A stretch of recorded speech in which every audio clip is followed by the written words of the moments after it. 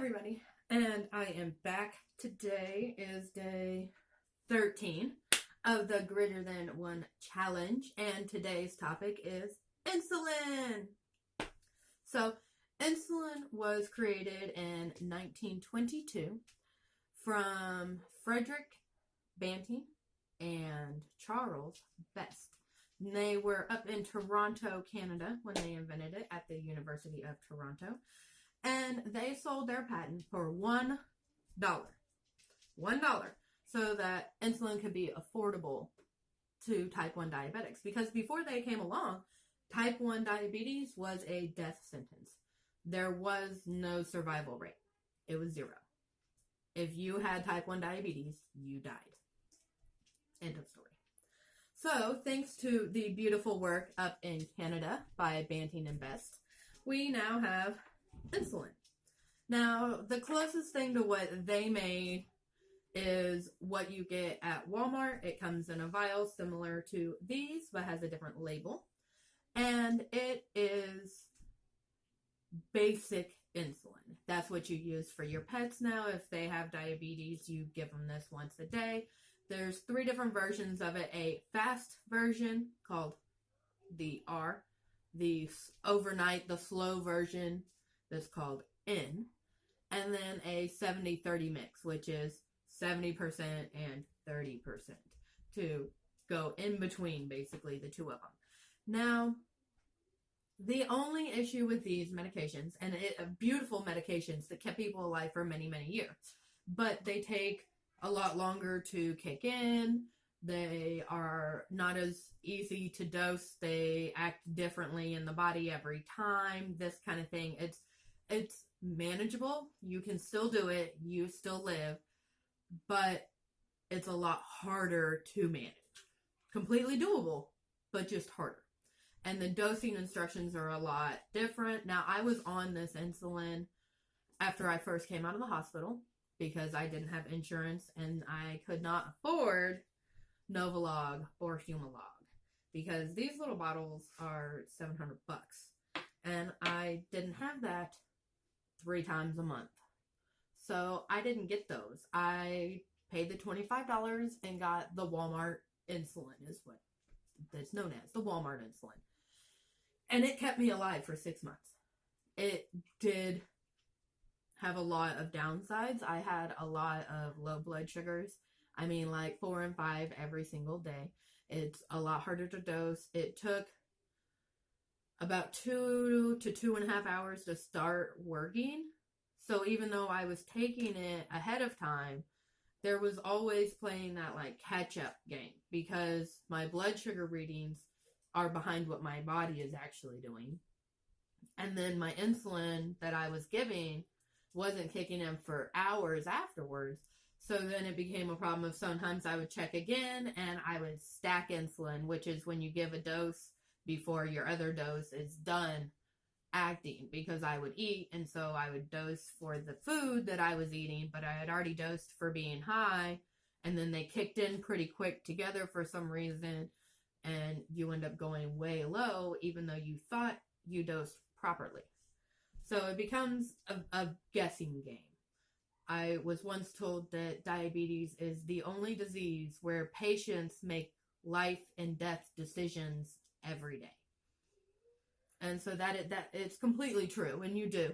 And we in the community kind of joke about it sometimes, like we're going low, and we're like, I'm dying.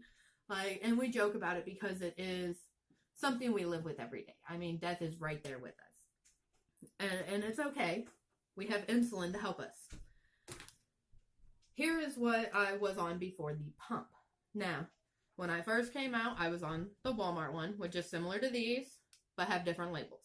That's as close as to what Banting and Best made as we have. That's why we can get it so cheaply. Then they came out with these. These are, I don't recall when they came out, but these are a fairly new addition. I mean, insulin in general is medically a fairly new invention.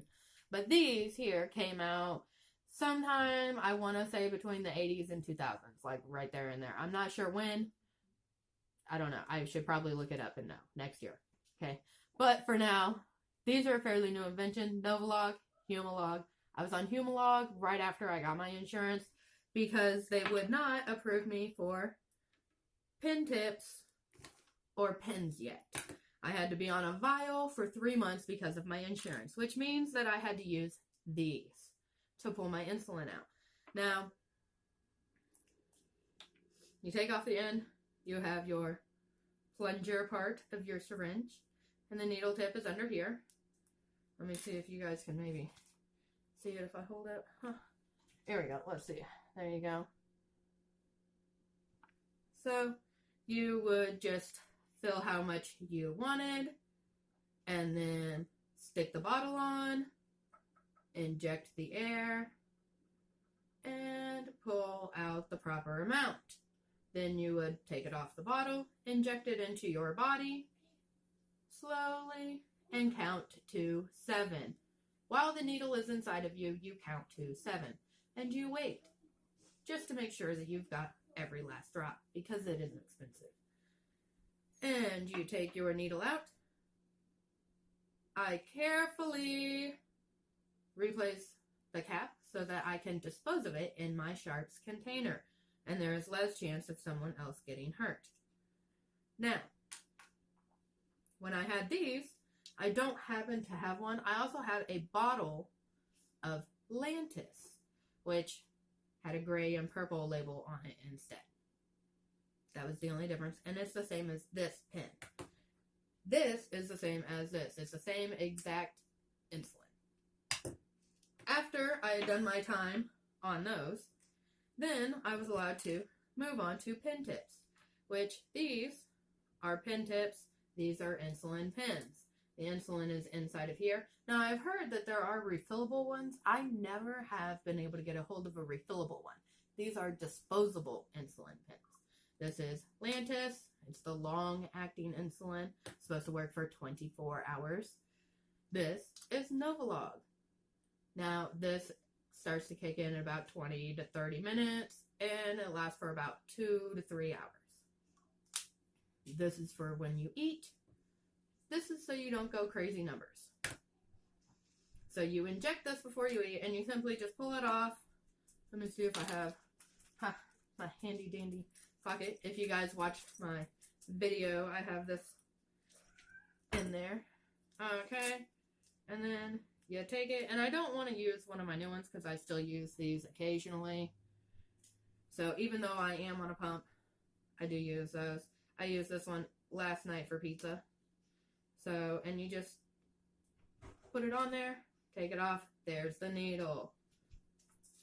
Now, as you can see, this one's slightly smaller than the one for the syringes. So, I mean, I enjoy, I mean, it's weird to say you enjoy a needle, but no, I like this one better. Here's how you get the medication to go from the pen through it. It has like a little reverse needle, but this one's not sharp. It just sticks right through your little like rubber gasket type thing. Okay, so that is this. Now that I am on my lovely Omnipod here, I use this and these together in order to deliver insulin. So I can use either a vial or pens to fill my pod up. Now I do have a video, and it's in the list below. Just go ahead and find it, about filling the Omnipod with pens, and then I think I'm probably about due to do another one soon. But now basically you take it out of whichever one you want, and it has to be fast acting.